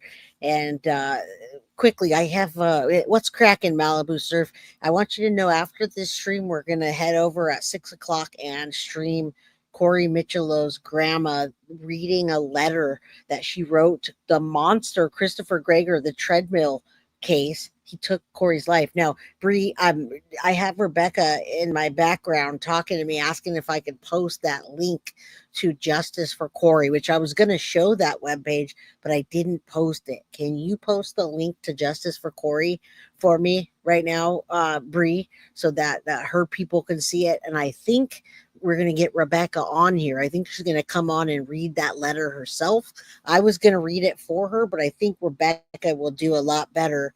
It'll be a lot better if she reads it, get it out. She's angry. She wants our support. We've been supporting her since the beginning. So thank you, Bree. Please do that. I'll let her know. All right, let's keep going. Of this man and under the nose of this woman. What are those mitigating circumstances? And then what mitigating circumstances would reduce the blame of the murder of this young lady, allegedly at the hands of this man and under the nose of this woman? What are they? I would love to know your comments. Let's go over to your comments. We'll bring Maddie up on the screen. Let me just real quick. We go here. Trissa, I'm sorry. Wait a minute. Why isn't this showing up? Got to bring it up. Because it's green. For some reason, it doesn't do that. She says, your insights and delivery are amazing. Love you so much. Hope you have the most wonderful holiday. Thank you for everything. Oh my goodness. That was very kind. Thank you very much. I appreciate that. And I'm sorry that I butchered your handle. That is. Yeah, it's all right. I wanted to pause it. I got a lot swirling in my head, and you guys know, and thank you for being here. Today we've been going over the motion to modify jury instructions. What the heck does that mean? And we've had a bunch of different answers on what it means. We haven't seen a response from the state, which will probably be coming up soon after the holidays. However, I just wanted to let you guys know and thank you. First of all, thank you for being here and let you know. And I hope you do know, for those of you that are here for the Madeline Soto case, I want you to know that guilty of crime covers all cases. And I wish I had more time in the day to cover many cases, throughout the day, but we are covering all cases. We're going to start covering many more, and we're going to be covering them as we juggle and keep the light on Madeline Soto and the justice for Maddie and hashtag arrest Jen Soto. So welcome everybody. And we're gonna hope. Let's try to keep the light on Corey Michelow and justice for him. And just know that guilty of crime covers all cases, not just one. I'm into it. All right. Mama Sage, hit the like button. Jay and Mods, thank you. All right, let's keep going. 6 o'clock. Sounds like Rebecca Michelow is going to be on, and we're gonna read the Christmas letter to Christopher Greger in prison. Terrible of me. But thank you very much for the super chat. I deeply appreciate that. Let me go back to other Autumn Doyle. I'll be over. Come on, let's talk about the cases here. Jenna Lee asking, oh goodness, would Jen be a mitigating circumstance? You know what we need? We need a lawyer to talk about this. We need a lawyer. And I know that there's some lawyers in the crowd that are watching this, because that's why I started off with Plunder. She's not a lawyer, but she had many good ideas. We're not a lawyer, and neither is Gavin. But I think it's pretty simple. I think it's simple what they're talking about. I mean, it's not as simple, but it's not that complex. Many times when someone files a motion, they file a motion, they're asking for one thing, and they state it 7 different ways to cross their T's and dot their I's. I think we'll break it down further when we hear a response from the prosecution about it, or what the judge says. If the judge says motion denied, if the judge denies this motion, then it doesn't mean anything. But what they're trying to do is they want to make sure they're covering all their bases for the death penalty, and they don't want they don't want a certain jury instruction in to the jurors. They're covering that now. So what is it? We've been kind of talking about it, but we don't know exactly what piece of evidence directly they're talking about. All right, yeah, defense diaries. Yeah, I'd love to have defense diaries either here or me to go on their show. But for this particular one, I'm not sure we need to break it down any further until we get a response from the judge. All it is just legal jargon trying to cover Stephan Sterns' ass at this point. Laura Landon, my first time responding. I've been watching for the longest time. There's no way you're going to tell me Jen didn't know. I will never tell you Jen didn't know. Absolutely. And I love the lawyer. He made good to cover this, and his father. Oh, I love the lawyer, and his dad, George. I believe his dad's name is George. All right, let's keep going. Well, if you've reached out to me, and yet so many of you said, but I don't want to go on camera and talk about it. I would love somebody who is a defense lawyer, for example, a criminal defense lawyer. Let's talk about this. I would love that. Of course. Let's see. Friend of There it Crows is. says there are no mitigating circumstances, only aggravating circumstances. Now, I want to hear this in a second and then break it down. But someone asked a good question. Is it hard to break a hyoid bone? Could a woman do it? Didn't catch who asked. Now, Maddie is a 12-year-old or 13-year-old little girl. I don't know that it's not something that you couldn't just, and I've been studying true crime for years and watching autopsy files, etc. I believe a woman could do that, and I think with just a little bit of pressure, and I say a little bit, not a little bit, but it wouldn't have to be too much. Nothing's wrong with Jen Soto and her claws. I wouldn't say that she couldn't do that, and I wouldn't put it past her if she did. All right, so I don't think that that's a good thing for anybody to say. I think that's not going to get Jen out of it. Little Red, thank you. Merry Christmas. I haven't seen you in quite a bit. Good to see you. Hyoid bone is under the tongue. It takes a great deal of force. Interesting that you say that. I can look that up. While we're watching this. Let's take a look. For Stephan Sterns. It didn't work for Bobby Joe Long. It won't work for Sterns either. He's going to try to use his previous head injury as mitigating circumstances. Good comment. Very good comment. Thank you very much for that. Patty Ward, he will probably say she died from an accidental overdose. But her hyoid bone was broken. That is an interesting thought. Patty. I thought that because too, we have her hyoid bone is broken. We have evidence in the form of some interviews. One interview that I can think of, which is the one with Jennifer Soto, where she is in the little interview room with the couch and everything, where she talks about, I think, 2 different times when they accidentally overdosed Maddie. The medical examiner, though, according to the reports, we have not seen the medical examiner's report. We've only seen police reports that refer to the medical examiner's report, says that she died by strangulation. However, Patty, you might not be wrong. I mean, that is the opinion of a medical examiner. It is possible that. All right. I don't think that that's under the tongue, my friend, at all. I'm looking at it right now, and it says that a hyoid bone is between the neck, right here. I don't see anything about that. I'm pulling up another video that we can watch. So that's a good comment to make and a good thing to think about. But I do not believe that that's behind the tongue whatsoever.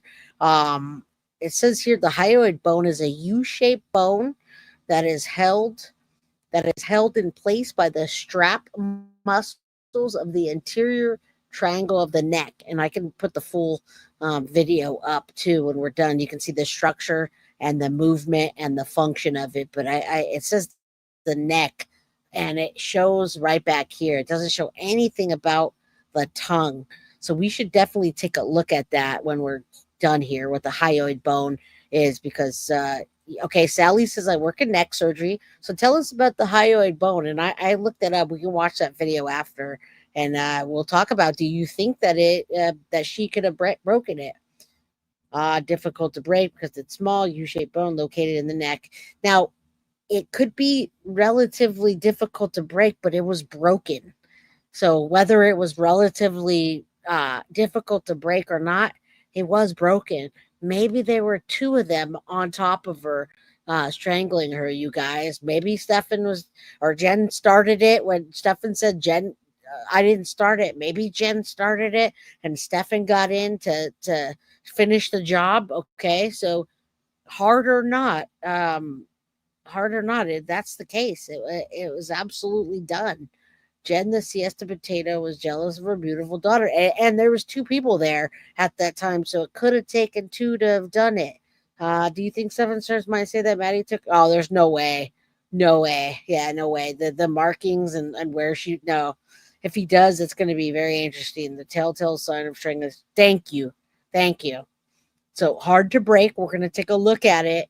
Maybe there were 2 of them that did that, but I'm not going to put it past Jen, the potato Soto, that she didn't do it just because I'll never say that. All right, let's watch this. Oh, we'll get into that after. I'm looking it up in the background. That a toxicology report would show that she had dangerous levels of drugs in her body. We don't know this, but it's possible. So you could get expert witnesses disagree. All right, so I actually want to pull this down and let's look at that real quick, okay? I really think that's important to take a look at. Let's look at the structure of it just so we all know what we're talking about when we hear that a hyoid bone, her hyoid bone, Maddie's, was broken. Take a look. Bones, bones, bones. You know how the song goes. The hip bone's connected to the backbone's connected to the neck bone, or something like that. Right here. Every bone in the human skeleton is connected to another bone, right? Well, actually, in the human skeleton, there's one bone that does not articulate with any other bones. Do you know what that is? They're going to say the That's hyoid right. bone. It's the hyoid bone. Before we get started, here's a quick overview of what we'll look at today. First, we'll look at the hyoid bone as a whole and where it sits in the body. Next, we'll look at its bony features, the main parts of the bone that are significant. We'll follow up by looking at other structures in the area, beginning with adjacent cartilages, and then moving on to just a few membranes and ligaments that are relevant to the hyoid bone itself. Lastly, we'll identify muscles that insert or originate on the hyoid. Are you ready? Let's get to it. The hyoid First bone, up, right? the hyoid bone itself. In this image, we're looking at a lateral right view of the hyoid bone in its in situ position. The hyoid is an isolated U-shaped bone in the anterior neck at the level of C3, which is around about here, Yes. and sits between the mandible, over here, and the thyroid cartilage, which is this little bump covered by muscle here. In this pop-out, we're looking at the isolated hyoid bone from an anterior view. Fun fact, the word hyoid comes from the Greek word hyoides, which means shapes like the letter upsilon. Upsilon is the 20th letter of the Greek alphabet and is equivalent to our letter U. And looking at the hyoid bone in isolation, I think we can make the connection. I bet you didn't know you would be learning how to spell Greek in your hyoid tutorial, did you?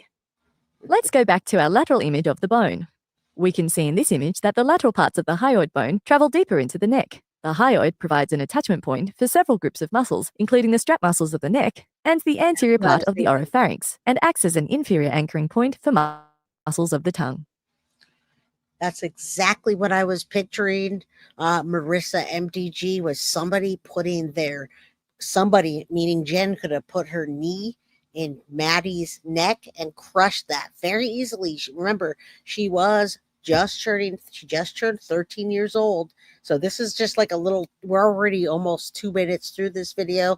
It's good to be able to see this so that you guys can understand what's going on. Yes, and the lady's so darn cheerful, it's hard to even be upset. The report says it's how she passed. So someone did it. Absolutely somebody did it. But who's that somebody and where is the proof? All right. And we don't have a report. So even though you said the right side was fractured, we don't have a report to say that. And absolutely, I was thinking a knee in the neck. Jen was aggro because she forgot her bipolar meds, and Jen was heavy too. Jen had that surgery a while back, but when you see those last pictures of Jen, she put quite a bit of weight back on her. I don't put that past her at all. All right, let's finish this up so you guys see it now. Right there, could be crushed easily with a knee. Now we're looking at the hyoid bone from an anterior view, in position in the neck. This bone also helps to keep the airway open. We can now start looking at the different parts of the hyoid bone itself. The hyoid bone is made up of a body, 2 greater horns, and 2 lesser horns. The main part of the bone is called the body of the hyoid. The body is the middle, slightly thicker main portion of the bone we can see highlighted in this image. It's somewhat irregular in shape, but has a roughly posterior-superior concave form, meaning that it curves backwards and upwards. It acts as an attachment site for many muscles and membranes. The main lateral extensions from the body are known as the greater horns or greater cornua of the hyoid bone. This video is not over yet. Continue watching now the full video at kenhub.com. We have lots more videos like this. All right. Well, So click on the button in the middle. And Bree, you're right when you say if it was broken just on the right side, it's a lot less. It's a lot thinner. So yeah, I mean, I wouldn't put it past that a woman couldn't do that. Absolutely. And thank you all for being here tonight. Hit the like button on your way in and on your way out.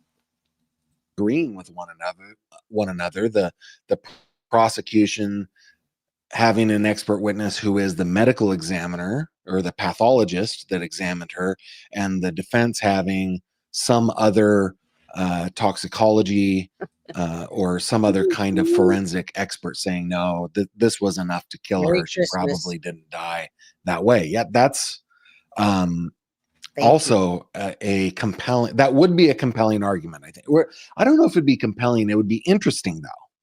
And this is the part where, in a case like Maddie's, I have to pause and remember we are talking about a little girl who lost her life and who lost her innocence over the course of, not over the course of, lost her innocence and then had to live through 5 years of abuse, right?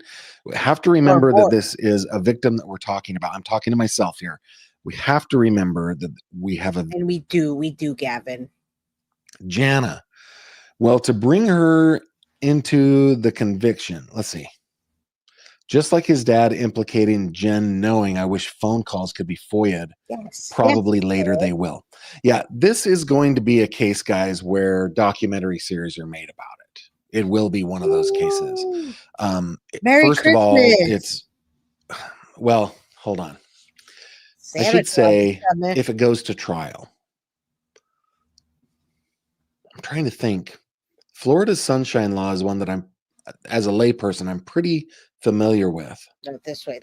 And so, no, it doesn't have to go to trial. It doesn't have to go to trial. So whether he pleads this out, or he goes to trial and is convicted or found not guilty, all of that evidence, once it is adjudicated, I mean, there are some little exceptions that are carved out here and there, but all that evidence will be good night.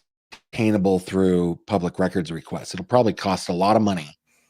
Remember, if you guys are heading out and you've been with us through the justice for Corey Michelot, we're gonna roll right over at 6 p.m. right to my next stream, and we're gonna have Grandma Rebecca Michelot read the letter to killer Christopher Greger that was convicted.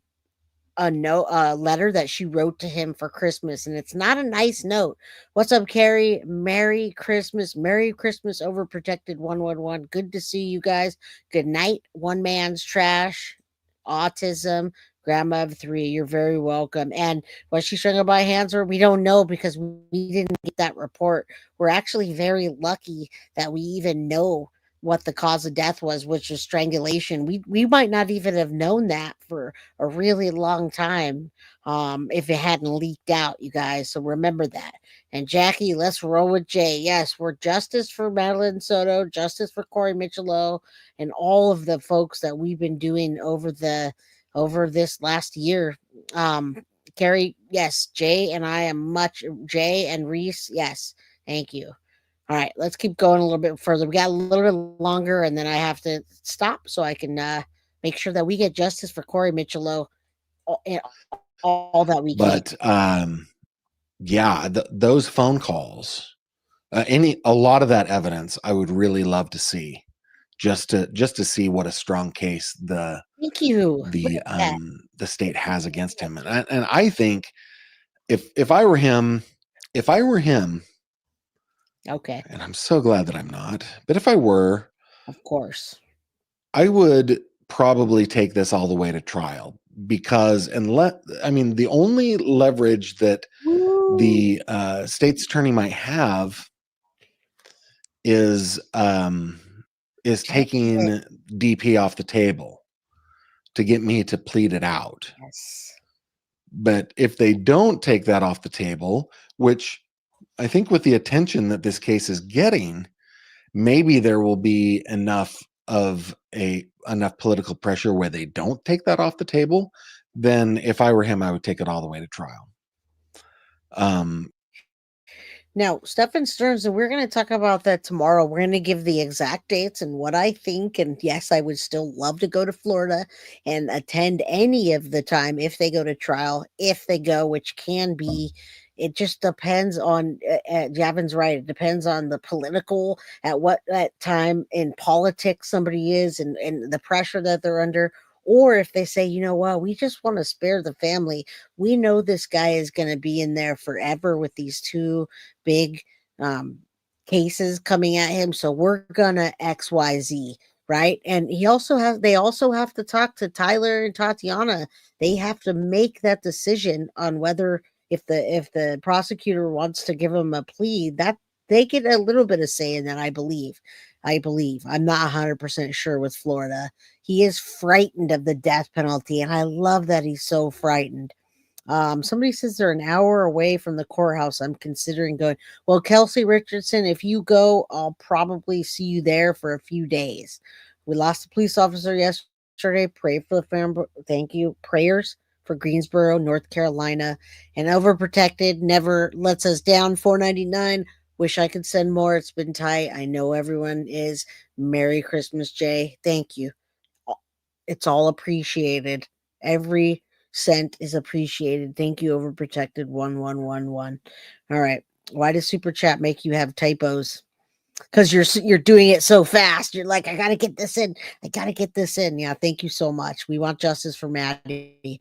All right, let's go a little bit more, and then we'll roll into our next case. And then I'm going to go buy my family dinner. You know why? I'm going to shout out a huge thank you to Sharon Belko. Sharon Belko sent me, I think she sent me $100 for Christmas, Christmas Eve dinner for my wife and myself and my daughter. So I'm going to buy us dinner tonight on Sharon. Sharon, just such a sweetheart. She sent my son a Christmas gift, and God knows he needs it right now. He just lost his job. She sent money for Reese to have some, Santa Claus money, and Clark. Love your gifts. I got my purse. I thank you. She sent me a leather purse. I love it. Life Artist, you got your book. Now, thank you. Life Artist won a book of Guilty of Crime. Thank you. I know it's an easy read, but I'm an artist, and a lot of it is the graphics of it and the way the bright pictures and the images and my life story. So I hope you appreciated that book and the way that I wrote it. I appreciate you for being here, Life Artist. So Life Artist is one of our winners. You have a big Christmas Eve dinner. Awesome. Well, I don't have much of a house right now. We're living in the living room, and most of our house is just compacted. So cooking dinner tomorrow and then tonight's really rough. So yeah, that was an awesome gift. Sharon Belko, she is Santa Sharon. I love her. And she sent me a bunch of flowers, you guys. My house smells like pine and flowers because she sent me 3 giant flower arrangements. It's just amazing. I hope you do get my book. It's 18 and older. Remember that. We're all adults here. Little Red Guilty Crime would love to read your book. If you please, just go on Amazon and Reason 111 Why, and you'll find it. I'm glad that. Did you get that too, Clark? It does make you teary. It does. But then you'll laugh right after it. All right. I want to give my crew someday. I love you guys. Let's keep going. And I'm glad you do. It took me like about 6 months to write it, to do the graphics, and to get it all out. There's a few errors in it, but ignore that. We all make mistakes. All right. There's no downside to that in that case. So I think this is going to be interesting all the way around. Yes, you did. You sent the best docs ever. Thank you. Let's see. Thank you, Clark. She loves those boots. She's been wearing those docs. Clark sent my daughter a pair of pink Doc Martens and a pair of Doc Martens, like the soft ones. And my daughter has been rocking those docs every single day. They're the soft ones. So, she's a kid and she's like, Mom, I need my docs. I sent her to her friend's house yesterday while I was having the lady clean the house. And She had her docs on and her cute little outfit. I just love my daughter. You guys know how much I love my daughter. So thank you guys. You know, the weight of my heart is through Reese. All right. Yeah, awesome. Such an awesome crew, you guys. I appreciate you. I appreciate all of you. Christmas dinner out tomorrow, but I still have to cook. We're gonna for 20 people, huh? Well, we're gonna cook tomorrow for my son, my daughter, myself, and the wife, and hopefully the kids get some the kids, the dogs, our other kids get some leftovers. So eek, dogs, yes, they're amazing. So amazing. We're gonna finish another minute and then we'll talk to each other A. before we go. Murphy. Corey Mitchell. Gavin, from my own personal experience, oh my goodness, I'm very sorry to hear that, A. Murphy. My mom knew about it, but didn't do a thing about it. Is Jennifer being investigated? She texts Stearns saying she can't risk it anymore. I do think that Jennifer Soto probably will face charges. I really do. I'm hopeful of it. You guys drop the book link in chat, please. Yeah. And I'm very sorry about that for you. You're good. Let's see. Absolutely. Brag away. That's my Bro heart. Blue says, Girl. Deb Stearns says Stephan Sterns Hospital doesn't have his record, so they can't prove traumatic brain injury. Interesting. I don't need docs. For some reason, my highlighter isn't working like it normally does. That highlights the GF. All right. Now we could keep talking forever, and I do love Gavin. So Merry Christmas, Gavin. I'm gonna pull this down because we're gonna have a whole conversation tomorrow as well. There's my book. Consider checking it out at Amazon. You can just type in reason 111Y and it will come right up. Check out Santa in the background. I'm quite proud of my background here because Jay from Guilty of Crime has got to be the cool, right? I'm the cool parent. So I'm always well, I don't really try to be cool, but I guess I like things that look cool and I'm old. But check out Santa. He's back there mixing for us. He's like the DJ of he's the DJ of YouTube for Jay at Guilty of Crime today. And then I got my Christmas pajamas on. I'm in very good spirits. And who better would I want to celebrate with than you guys? The wife is at work. Reese is drawing. She's got some drawing stuff. She's over there drawing. My son's 25, so I don't know what he's doing. Mama Pearl is not in town right now, but hopefully next year we're all together again. But I'm really in good spirits, even though my house is in shambles, you guys. It's been just such a great year with you guys. We've been fighting true crime all year long. I mean, literally, I started in February, and I remember doing an episode of a couple that worked at Google, and it was a Valentine's Day murder is what it was called. So that was like one of my first streams. And Sadie's mama, you've been there since day one. Many of you have. But oh, I also wanted to say I don't know if any of you guys heard about the Santa Cruz. Uh, I don't know what I don't think it was they were calling them typhoons, but Santa Cruz at the wharf, you guys, it collapsed. That's my spot. So whenever I go to Santa Cruz, they've got the rides and everything. And then you go down the wharf and you get your fish and chips and you get your clam chowder. That thing collapsed. 3 people fell in. Luckily, they did not get hurt.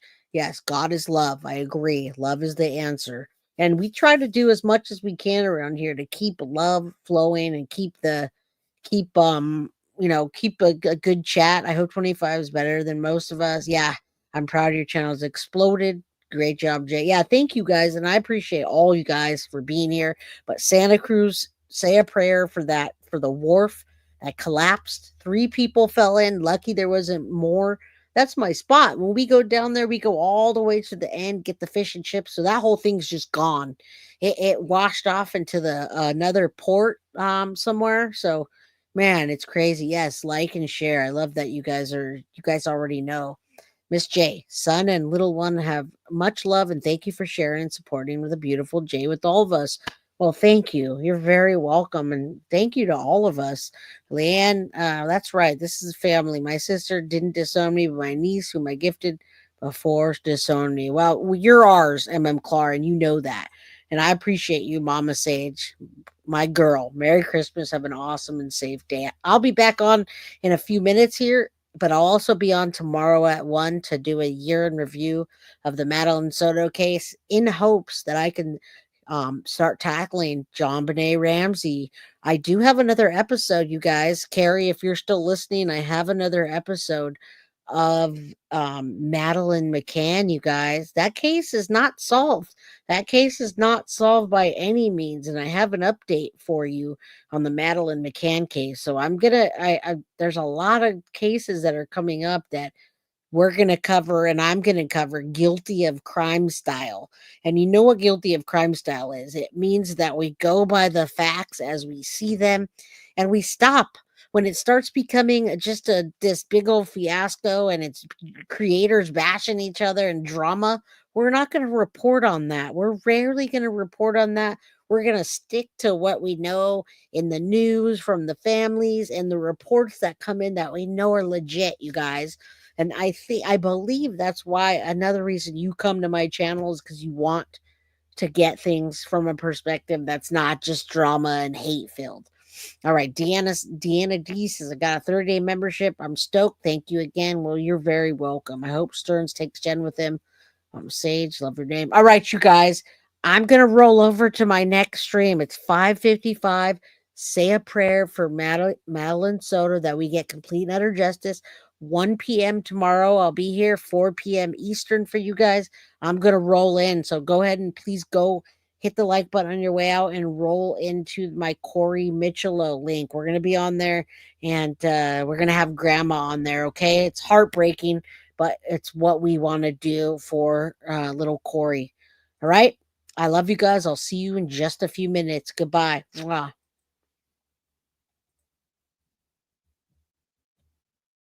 Guilty of crime. I want to thank you for watching. If you enjoyed my content, please share this video, like, and subscribe.